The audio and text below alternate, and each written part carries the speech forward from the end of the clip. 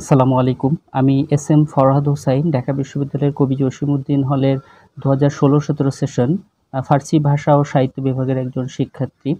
তো আজকে এই ভিডিওটা করার একটা উদ্দেশ্য বা কয়েকটা উদ্দেশ্য, সেটা হচ্ছে বেশ কিছু গণমাধ্যম এবং ব্যক্তিগতভাবে অনেকে আমাকে ফোন এবং বিভিন্ন ফেসবুকে মেনশন দিচ্ছেন যে ছাত্র শিবিরের এস.এম. ফরহাদ এবং আমার সংশ্লিষ্টতা এবং আমরা এক ব্যক্তি কিনা এটা জানার জন্য। ব্যাপারটা নিয়ে সম্প্রতি হচ্ছে কিছু মিসকনসেপশন সৃষ্টি হয়েছে সামাজিক যোগাযোগ মাধ্যম সহ মূলধারার কিছু গণমাধ্যমেও। তো ব্যাপারটা আমি বোধ করি যে আমার কিছু ব্যাপারটা ক্লিয়ার করা উচিত। তো সেক্ষেত্রে ভিডিওটা করা। তো যদিও আমি ২০২৪ সালের ২২শে সেপ্টেম্বরের ব্যাপারে আমার ফেসবুক পোস্টে আমি ব্যাপারটা কনফিউশনটা ক্লিয়ার করি। তো তারপরেও ব্যাপারটা যেহেতু এমনটা হচ্ছে, তো ভিডিওটা করছি। সেটা হচ্ছে ছাত্র শিবিরের এস.এম. ফরহাদ এবং আমি ব্যক্তি এক নয়। আমার বাসা সাতক্ষীরা, ওর বাসা চট্টগ্রাম। আমি ২০১৬-১৭ সেশনের ছাত্র, ওর ২০১৭-১৮ সেশনের, এবং আমার বিভাগ তো ফার্সি ভাষা ও সাহিত্য, এবং ওর হচ্ছে সমাজ কল্যাণ ও গবেষণা ইনস্টিটিউটের ছাত্র সে। তো ও আমার জুনিয়র এবং হলের। তো ব্যাপারটা হচ্ছে অনেকে ব্যাপারটা গুলিয়ে ফেলছেন, কিন্তু আমরা এক ব্যক্তি নয়। আর সামাজিক যোগাযোগ মাধ্যমে যে ছাত্রলীগের যে আর কি ঘুরছে, যে সহসভাপতি, সেটা ছাত্র শিবিরের ফরহাদের নয়, ওটা আমার।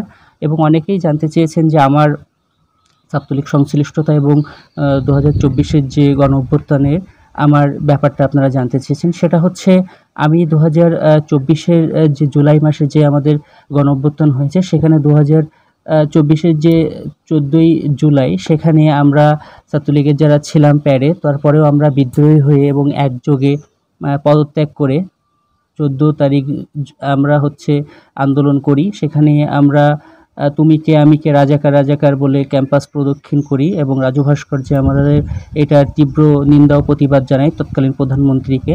তো আমি ওই দিন রাত ৩টার সময় আর কি হলে ফিরি। পরবর্তীতে তো আপনারা জানেনই যে ১৪, ১৫, ১৬, ১৭ ক্যাম্পাসে কী অবস্থা সৃষ্টি হয়েছিল ছাত্রলীগ এবং বহিরাগত সন্ত্রাসীদের দ্বারা। তো ১৭ তারিখের পর ঢাকার বিভিন্ন জায়গায় থেকে আমি আন্দোলনে অংশগ্রহণ করি। তো ব্যাপারটা হচ্ছে ছাত্রলীগের সাথে সংশ্লিষ্টতা বা ছাত্রলীগের সহসভাপতির যে ব্যাপারটা, সেটা হচ্ছে আমার সঙ্গে, কিন্তু এস.এম. ফরহাদের সঙ্গে নয়। সেটা আগেই বলেছি।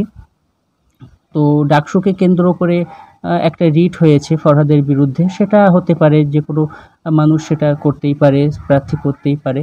কিন্তু ব্যক্তি আমার সঙ্গে তার মিশিয়ে ফেলা কিংবা তার সঙ্গে অন্যকে মিশিয়ে ফেলে কিছু করা, এটা মনে হয় সুখকর কিছু নয়। তো এই জন্যই আর কি ভিডিওটা করছি, যে আমি ব্যক্তি ফরহাদ আর ওই ব্যক্তি ফরহাদ এক নয়। এটাই হচ্ছে মেইন কথা। তো প্রত্যাশা থাকবে যে যে কোনো বিষয়ের সুষ্ঠু এবং সুন্দর সমাধান হোক। আমার কবি জসিমউদ্দিন হলের যিনি আছেন আমাদের ভিপি প্রার্থী আবিদ ভাই, উনি আমাদেরই হলের ভাই, আমাদের ইমিডিয়েট সিনিয়র ভাই। উনি সহ এস.এম. ফরহাদ আমার জুনিয়র। তো সবার জন্যই শুভকামনা থাকবে। সাদিক আমার কাছের বন্ধু। সবার জন্যই শুভকামনা থাকবে যে ছাত্ররা যাকে সত্য এবং ন্যায়ের পক্ষে মনে করবেন, ঢাকা বিশ্ববিদ্যালয়ের নেতৃত্ব ছাত্ররা তাদের হাতেই আর কি অর্পণ করবেন।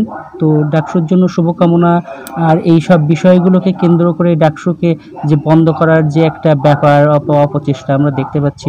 আমি ঢাকা বিশ্ববিদ্যালয়ের একজন ছাত্র এবং বাংলাদেশের একজন সচেতন নাগরিক হিসেবে অবশ্যই প্রত্যাশা করব যে ডাকসু কিংবা ছাত্র সংসদগুলো অবশ্যই কোনোভাবেই বন্ধ করা উচিত হবে না। তো সবার জন্যই শুভকামনা। আর যে মিসকনসেপশনটা সবার মাঝেই ছিল যে আমি ফরহাদ এবং ওই ফরহাদ এক কিনা, তো আমি হচ্ছে এস.এম. ফরহাদ হোসাইন, সে এস.এম. ফরহাদ।